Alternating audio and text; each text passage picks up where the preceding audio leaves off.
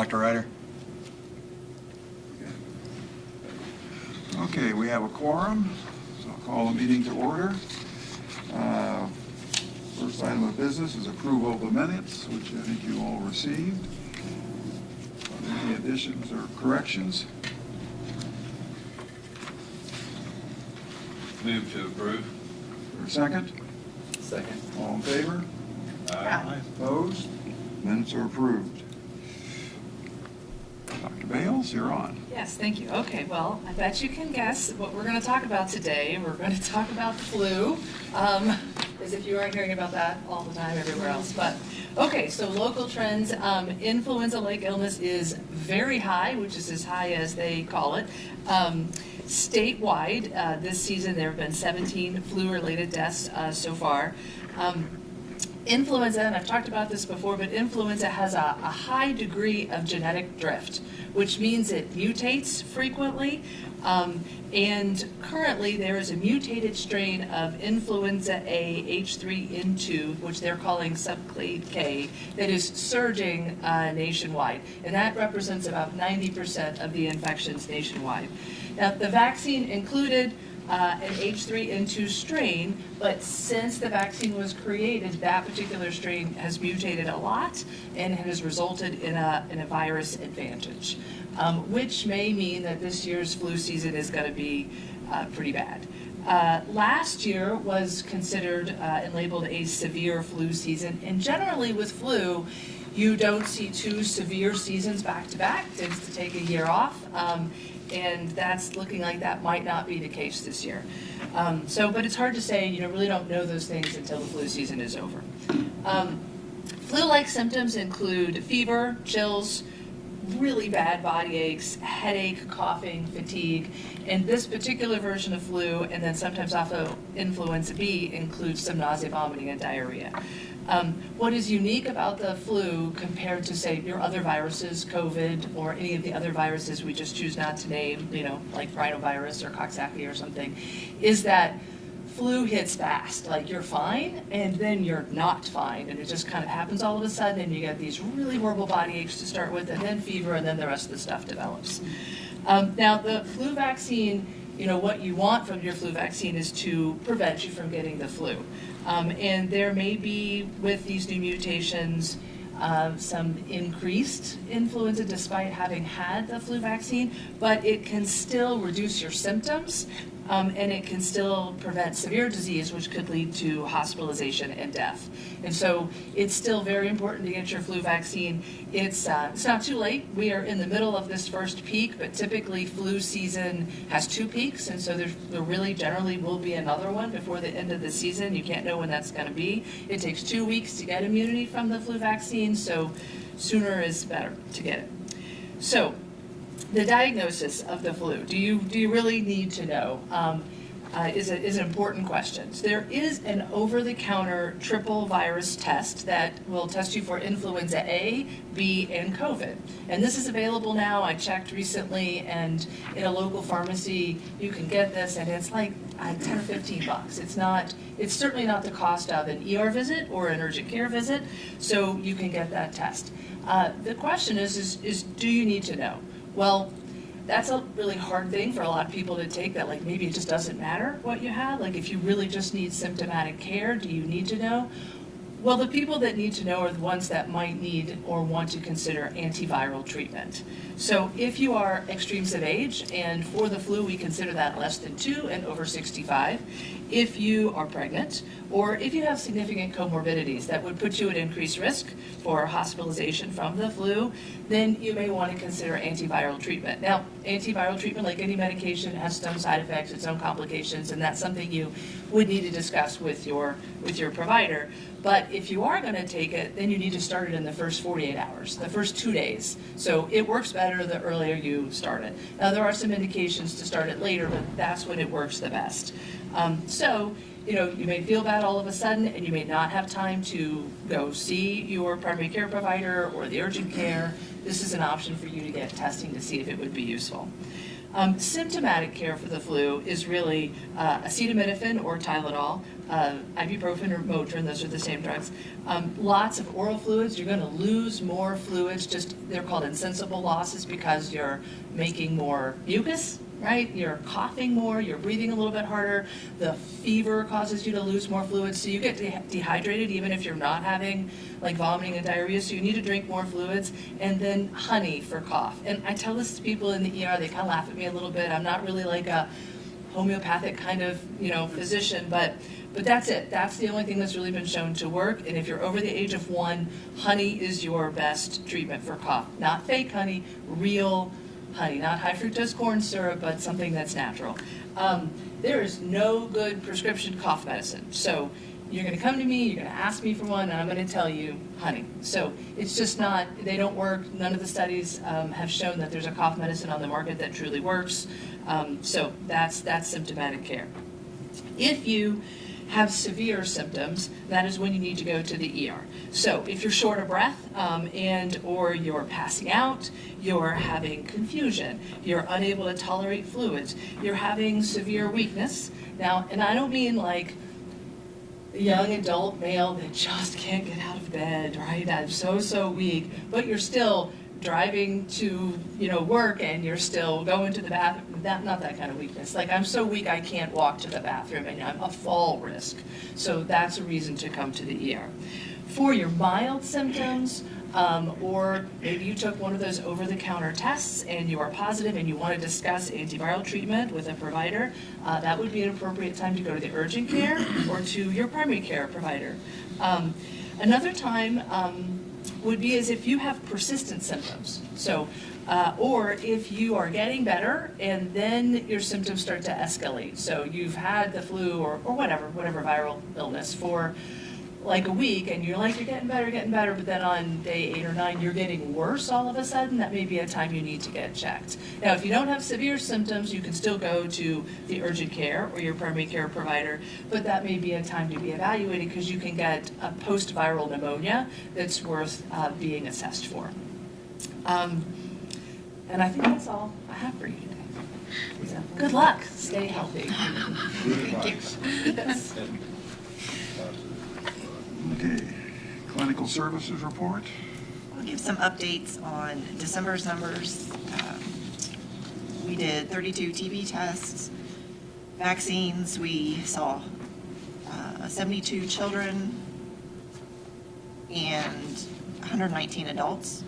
We're still doing quite a bit on the STI testing. We did 33 HIV, Hep C, syphilis, 28 chlamydia, gonorrhea, and then some other random ones. We are picking up, now that Rachel is in and the flow of things, we are doing public exams, birth control, and some of those services, and that's been very popular.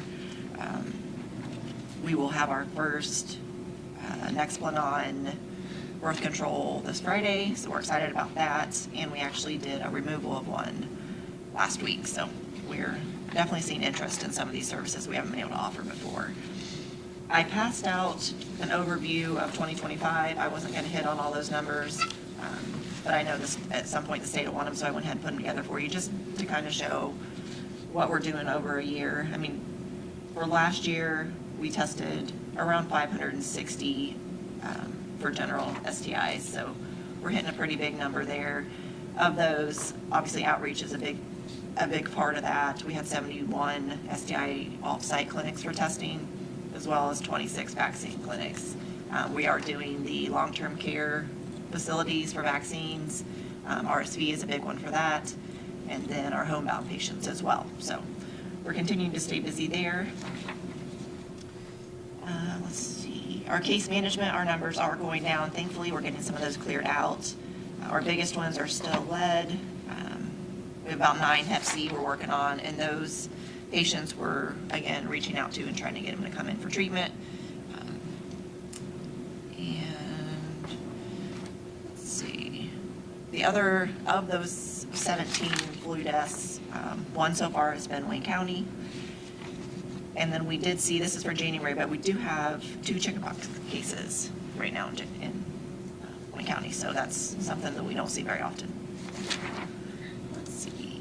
Do we know the age of those people? And if They were adults. They were adults. Yeah. And I can't say 100%. I think one of them was not originally local, but I can't tell you for sure on the other. Chickenpox is usually a little more severe in adults Yeah. than it is in children. So we'll keep an eye on that and see if we're seeing any others pop up. But, social media is still going strong. We had about 27,000 views last month, 13 new followers. So we're still right around that 9,000 mark for how many we have routinely. So we're still trying to get information out. If there's anything that you guys want us to share with regards to services that you're offering or that you think would be beneficial, just let me know. We do try to share as much as we can with our community, from our community partners. That's it. When will statistics for the number of positive cases be known? Across the state or within Wayne County? Both. And are we seeing any trends? Not really. We haven't really seen any change. The last numbers we saw, our Hep C numbers, were about the same as they've been in the past few years. Syphilis hasn't gone up. I think we had the initial scare that we were higher than we actually were, but we haven't really seen a huge hit on those either. So typically with the statewide numbers, it's usually a year out. Is that correct, Dan? That before IDOH gets them, it's about a year. We're always a year to a year and a half behind on numbers with IDOH. Yeah. Do we have, are we compiling our positive results Yeah. Yeah. so we can give a total of what was? Yeah, I can get all that together. That'd be interesting to keep track. Okay. Yeah, so they would all be within that 200 treated. I just didn't put the breakdown of what it was. So yeah, I'll definitely look at that.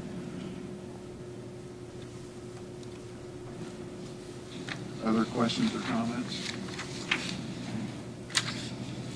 Oh, I must mention too, Cynthia and Gennaro on our staff, they were able to secure a large donation with over $11,000 from an entity providing sleep sacks, non-slip socks, diaper bags, a bunch of stuff for kiddos. So that was very exciting.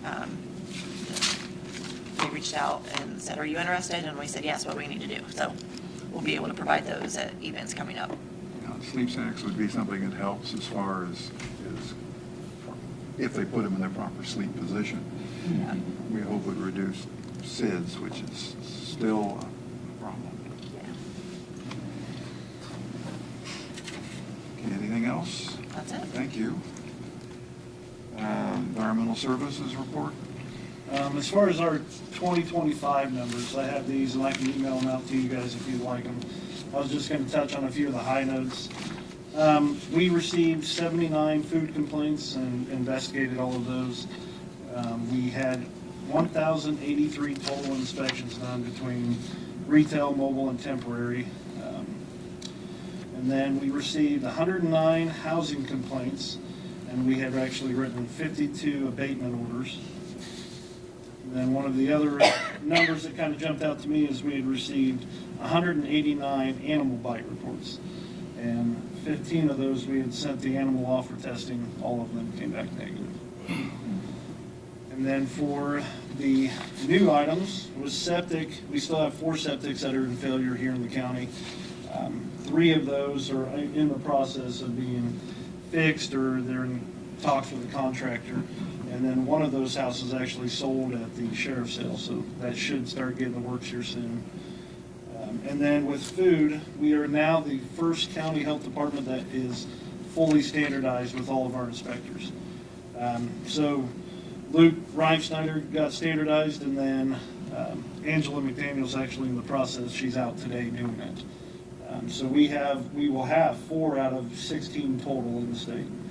And then the process of being standardized is you take 10 online courses. These are, pretty rigorous courses. You also follow with 3 courses in NIMS, and then you conduct 8 inspections with the state. Each one of those, you actually have to take a test of 50 questions. So the standardization is a really long process, and now we'll have 4 with our county. Hey Chad, can you explain what NIMS is? A lot of people don't know what Yeah, that is. so it's it has to do with emergency preparedness and different things, like things you may encounter. And each one of those is a very lengthy course that you have to take. And so they've done the 100, 200, and 700 levels. The National Incident Management System is what it stands for, NIM. Well done. Questions? Comments? Okay. On, Dan. Chad, I did have a question. We said we did 52 abatements. Yeah. On that, what is I know this is a question to answer. What do you think our closure rate is on that? Well, we really only have one current residence that is actually going to court. So I would say we're well above 90%. You look at most of our abatements deal with some sort of sewage or I listed as other, but yeah, rodent or insect infestation. We contact the homeowner, we get somebody involved, and they actually have it remediated in some sort. So we're getting pretty good compliance from the Yeah. community then on the Yeah. houses and the landlords that own Most of the homes. landlords are, very receptive when we come out and talk to them. I would say we're well above 90% of closing out each one of those. All right. Any questions for Chad before I start? So I will start off with Health First Indiana. This is the new year. All 3 contracts were approved, signed, and implemented. We had our first meeting on the 7th last week with all 3 partners to go over reporting and invoicing and things like that. They are in agreement with the reporting structure and the invoicing structure that we are going to do for 26. The only thing that's really changed on that is we took out some of the changes from the legislative session with tobacco, and there's another one in there, citizenship. We had to take those out from the reporting, and then we made the reporting monthly instead of quarterly. I think the data flows a little better if it comes to me monthly instead of quarterly. You stay on top of things better that way.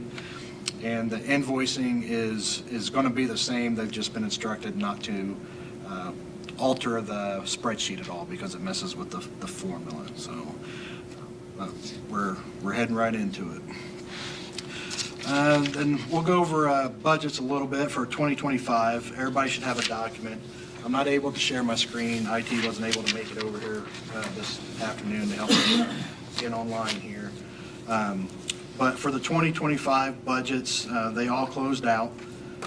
None of them were in the negative. None of them had to be corrected. The only one that is a negative, that appears to be negative, it's a reimbursable grant, so it will always show a negative balance until its end. So most of the budgets here, we had a decent percentage left over, except for a couple of the legacy funds. So out of the payroll fund or the health fund, there was 6% left that was unexpended. The health maintenance is one of those legacy funds. We did exhaust that down to 0.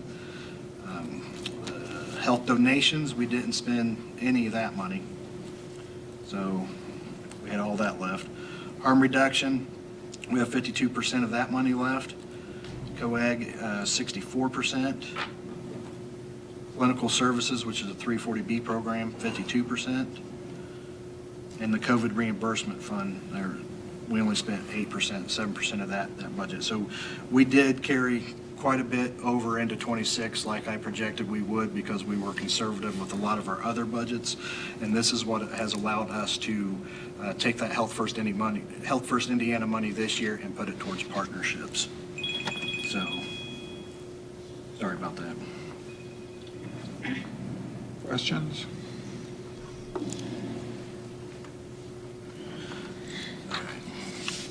As far as the 26 budgets, that was going to be one of the things I shared with you on screen, but it's not here. Health First Indiana, we should have a balance of $1,148,000 with approximately a little over $900,000 of that budgeted. Health donations, we carried $4,619. And that's what we're putting on reserve in case we have a TB case or something that we need to house or fees or something we need to isolate from the general public. That's the money we'll use to fund that. Harm reduction, $18,141 is going to be the beginning balance. Clinical services, 340B, started off with 847,000. Budgeted, obviously that's money we make, so we'll have a rotating balance as we make profit off of it. COAG school grant, we started off with a balance of 224,000. The FEMA's the reimbursable grant, so we're waiting for reimbursement now of about $7,000. And then the COVID vaccine reimbursement fund, we budgeted $95,468 in that account.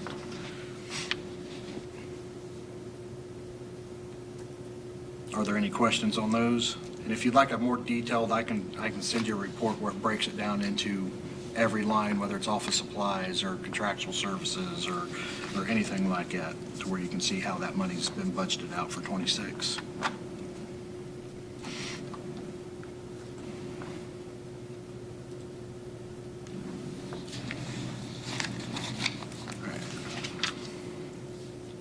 So I have a policy I sent out to the board a few weeks back in reference to issuing out-of-county birth and death certificates.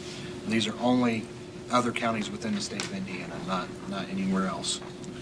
So the State Department of Health has kind of pushed this issue over the past couple of years. They invested money into a system they call Drive. We use Drive every day when we're pulling in death and birth certificates from the state. But they want to make it, and it's, in a sense, one of the KPIs or KPOs that they originally had put in here with Health First Indiana. They've kind of backed off of it, but it was originally put in there with it.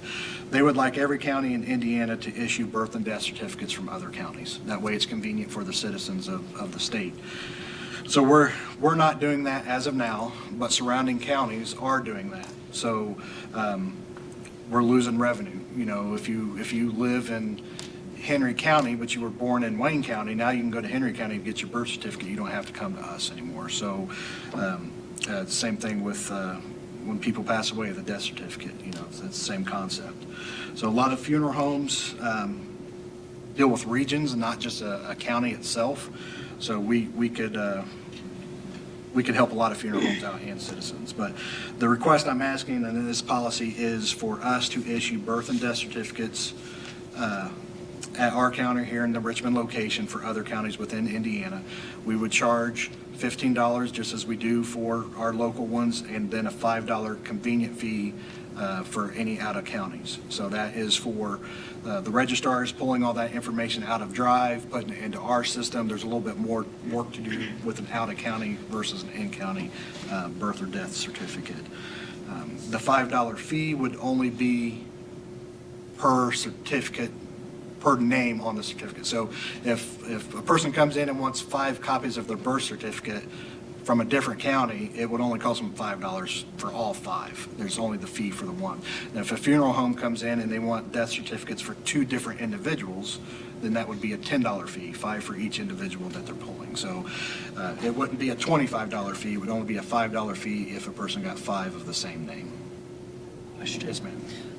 So is that policy around an additional administration fee, do we think that's kind of consistent with other counties that provide this service? The administration fee is not consistent with other counties, but our price is typically lower than other counties already. So Okay. Henry County, I believe, is charging 20 or 25 for theirs. Okay. The reason I did the administration fee, so already on $15, birth and death certificates are $15 in Wayne County. When we do a death certificate, $15 goes into our coffers, and we have to put out 6 to the corner fee. Okay. So in order to bypass, the corner fee will still get their money per certificate, but to get that fee on there and not go, that percentage go to the corner as well, I had to make it an additional fee instead of making it one cost. And you and I talked that for genealogical purposes, people sometimes want death certificates and such. We're still only doing Wayne County. Yes, now if it's in the system and they can prove, because some of our older records are in the system, in the Drive system, we can issue a certified copy if they can prove a relationship accordance with IDOH's rules and guidelines. But that's going to be very rare in a genealogy type situation, because most of that information is found in old books. It's not digitized yet. So to answer that question, yes, most of the genealogy would be for Wayne County only. Other questions? Comments? I think you all received policy beforehand. If there's no questions or concerns, I'd entertain a motion to approve. So moved. Second. Second. All in favor? Aye. Opposed? It's approved. With the approval of that, in order to charge that fee and add that, we have to amend the fee ordinance. So we have to add the out-of-county birth and death certificate to the fee ordinance and the $5 convenience fee, admin fee to the fee ordinance. So I issued a copy of the fee ordinance to everyone via email.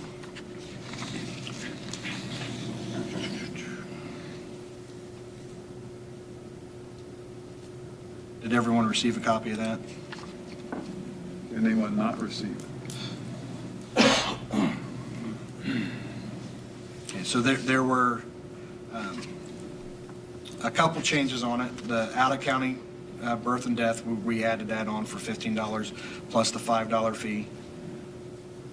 And then our health screenings and labs, there was a set price on those, and we just changed that to varies based on the labs. The labs charge us different prices for different tests, so that's not something we make a profit off of or anything. We only charge the patient what the lab charges us.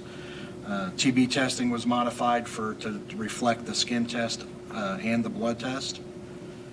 And the self-pay vaccine and testing, this is if someone comes in and they just want to pay cash for whatever testing or vaccine they have, we charge them the cost of the vaccine and then additional 25% in line with Medicaid, which is the cheapest way we can charge someone. So, and that recoups our admin costs and the cost of that particular vaccine.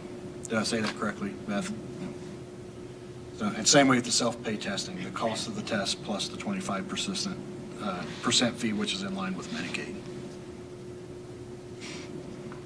And those were the only changes that I'm asking for.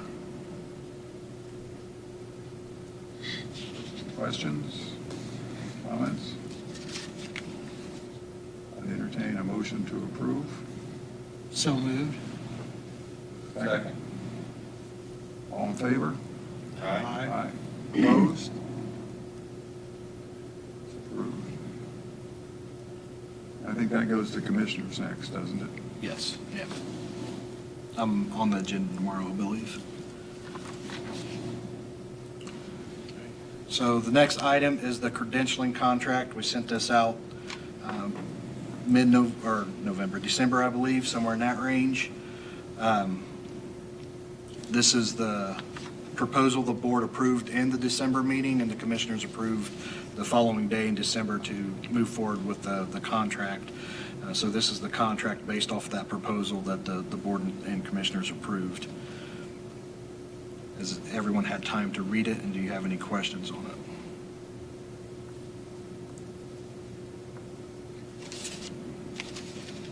I noticed, how many of their services are we using? Because they had proposals where there's the credentialing part, we're using them for that. Just credentialing. We're not doing the others, because they had things in their proposal that said they offered other services. They offer everything. They offer billing and credentialing and a few other services, but we We're not only... using them for any billing at all, just their credentialing portion. Right now, we use Athena or EMR for all billing. So it's a potential when that contract gets close to the sunsetting with Athena, there's a potential of maybe reviewing the billing practices and moving to a different company, but as of right now, that's not the case. It's just going to be for credentialing. And we and the commissioners have already approved the contract, so this is just for information. You approved the proposal, Proposal. so now this Now we is have to the approve the contract contract. that needs approval, yes. Questions, concerns? So I am going to ask if the board approves it. The contract is lengthy. There's a lot of places for different signatures and different things. If you're familiar with credentialing at all, there's a difference between like an authorized user when it comes to different things and being a provider.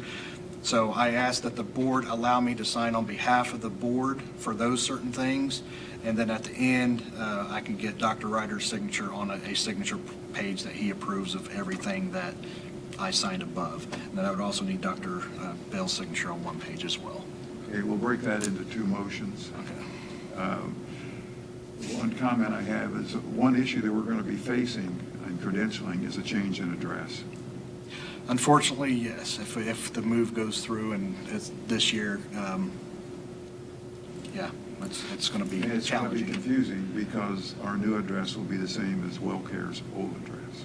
And we face that now because we still get things under WellCare instead of the Wayne County Health Department. So that is part of the confusion with our payers, and I've had that discussion with the company here, that the contract that you're reviewing right now, and they made promises to me that they can fix that issue, that they'll be able to take those MPIs that we work under.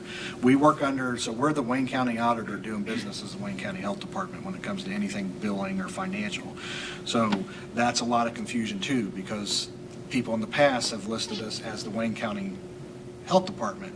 Well, you go to Medicaid, we're listed as the Wayne County auditor.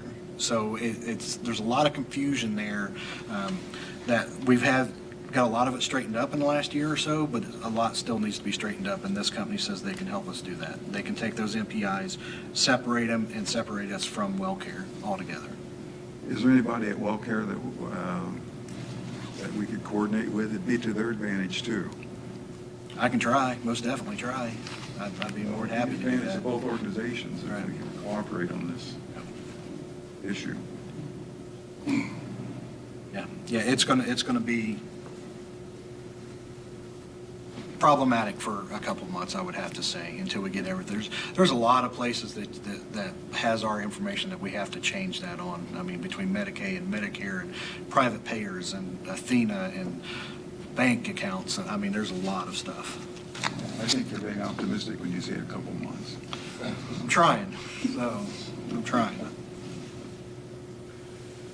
So this contract reflects the same thing as the proposal did that was approved. It is an initial fee of $350 per MPI. We have 3 MPIs. We have the department as a whole. We have Dr. Bells, and then we have our physician assistant, Rachel. So those 3 MPIs. So there'd be $1,050 to go, and that should get us through the initial phase of credentialing, and from that point forward, it would be $45 an hour for any additional work. That's for maintenance and whole bit. If we was to bring on a new provider, then we would pay that $350 again for the new provider and then $450. But as long as we stay the same, we only have that $350 cost one time for the 3 MPIs that we have. Any further questions or comments?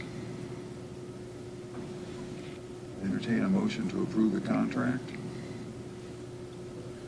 So moved. Second. Okay, all in favor? Aye. Opposed? Contract's approved, and it also, I think, goes to commissioners. This next motion I'd entertain would be to delegate Dan to sign for board members, and I assume that's with me as the exception. Yes, so, yeah. I'll make a motion. Is there a second? Second. Discussion? All in favor? Aye. Aye. Opposed? Motion carries.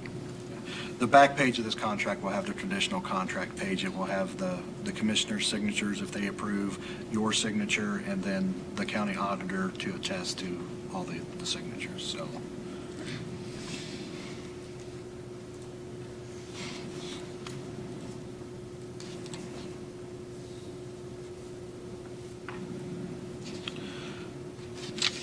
Next thing too is something for the future, nothing of today. Just want to inform the board that because our inspectors are now standardized and we're moving into the new food code, that is going to mean that we have to modify our food ordinance. So Chad and his team's going to be working on updating the food ordinance, and with that may come some amendments to the fee ordinance again when that gets done. We would also like to implement a tattoo and body piercing ordinance at some point, so we have some governorship over the tattoo parlors and piercing parlors here in Wayne County, which again in line with Health First Indiana and the tattoo and ear piercing and eyelash extensions as far as one of those KPOs. So Chad and his team will also be working towards that. And the ordinance part, that's going to be lengthy, by the time it goes through the board and the commissioners and public, and I mean, it could take a long time to get to a final product. So our goal this year is to get it before all bodies involved, get it approved, and then hopefully implement it in the beginning of 27 is the goal.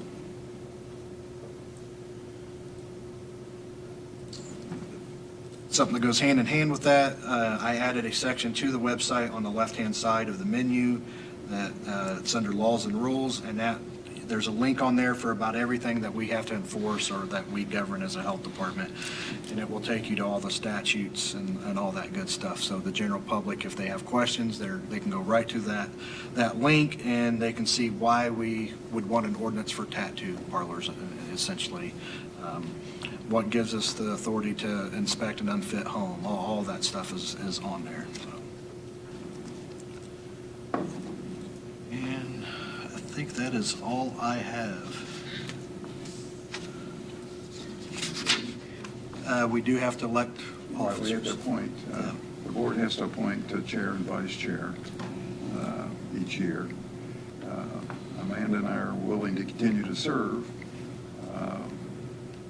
unless somebody else has a burning desire to take over.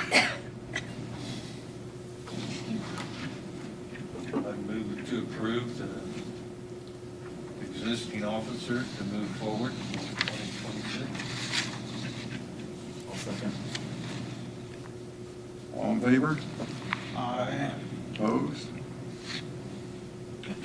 With that said, I will update the roster.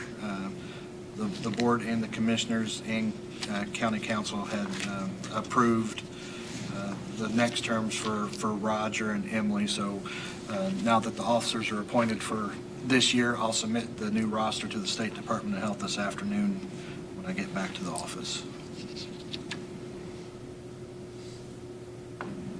Any questions? Any other new business?